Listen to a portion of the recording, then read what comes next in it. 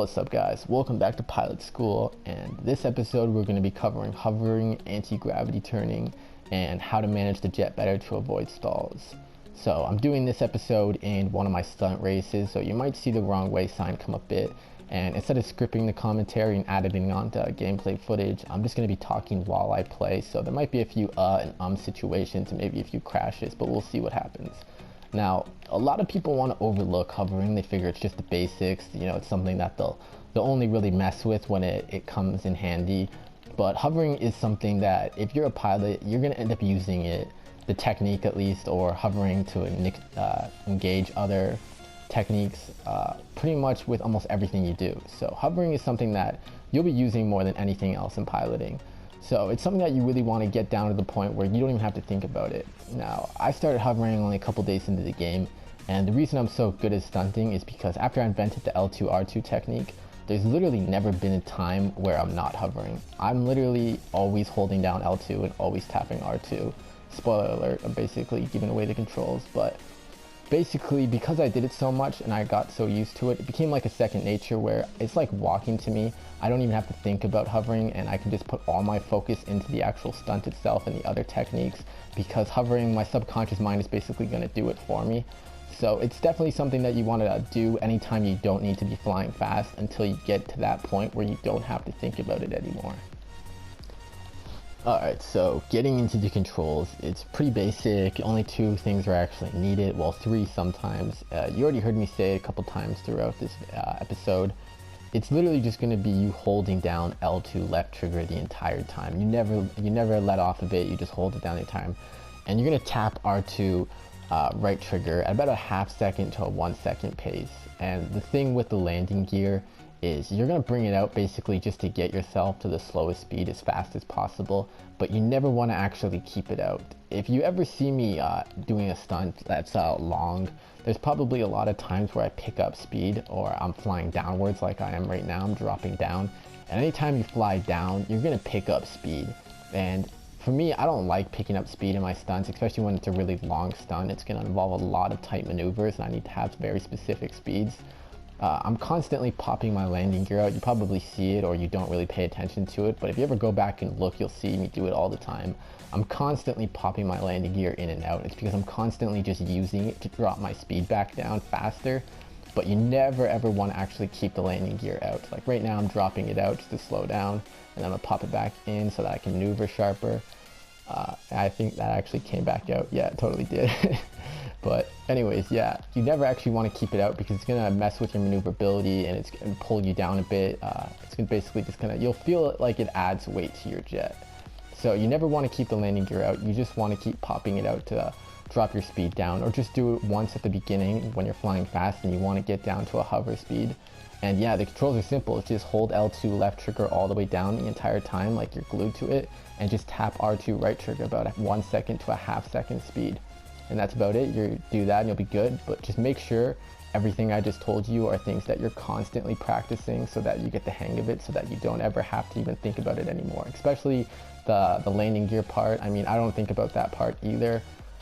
So now let's move on to anti-gravity turning.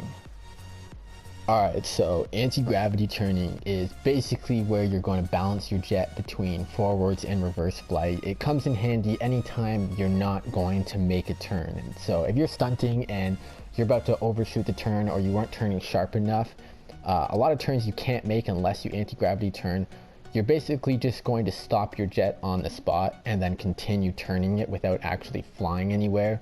It's basically just stalling out the jet, and then instead of flying forward to recover or letting it fall backwards, you just kind of like stop it there, and it wants to fall, but then you keep using the engine kick to keep it kind of like on the spot, and then you just turn with it. So I'm reversing the footage and we're gonna walk through it right about now. So walking through this again, landing gear is just out to slow me down. I'm put it away so that I have my maneuverability back. When you do an anti-gravity turn, you basically want to use the opposite rudder of the way you're turning. And obviously, like I said, I just wanted to kind of balance it between stalling out and flying forward. So right now I'm kind of hardly tapping R2 because I don't really want it to keep hovering forward, and you want to pull up to use the gravity, and then basically it's kind of like it falls on the spot. but you keep using the opposite rudder to keep pulling the nose up to the air, so that way it doesn't just nosedive on you. And then while you're pulling over, you keep using the engine kicks to kind of help it turn.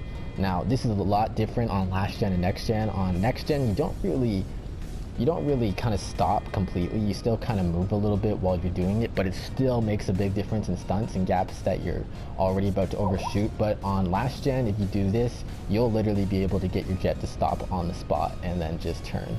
It's a lot better on last gen. Alright, so one last thing to cover is 2 techniques you can use when hovering to keep yourself from dropping out of the sky when going really slow. So I'm going nice and slow right now, and you notice that I'm rocking my jet up and down. This is the technique that I like to use the most to keep myself from going too fast, to keep my speed down, and I don't want to drop out of the sky. And the other one is rolling. Now, you probably have seen me do this at the beginning of stunts a lot, and I'm actually not doing it to be fancy. I'm actually doing it because I'm going really slow, and I don't want my jet to drop out of the sky, and it won't drop out of the sky if you're rolling.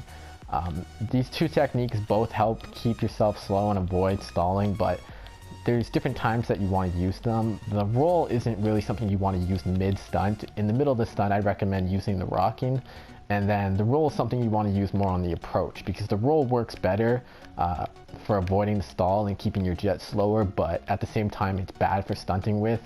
So you want to use the roll at the beginning of a stunt and then the rocking in the middle of the stunt. So those are 2 techniques that you definitely want to keep in mind and you want to practice with, and you'll see a big difference with them. So yeah, moving on. Guys, so that wraps up this episode of Pilot School. Now you know the basics, you know how to hover, how to manage it better, and how to anti-gravity turn. Like I said, make sure you practice these things all the time, because it's very important that you get these things down to the point where you're not even thinking about it. That way you can focus completely on the stunts and all the other techniques that you're going to be using.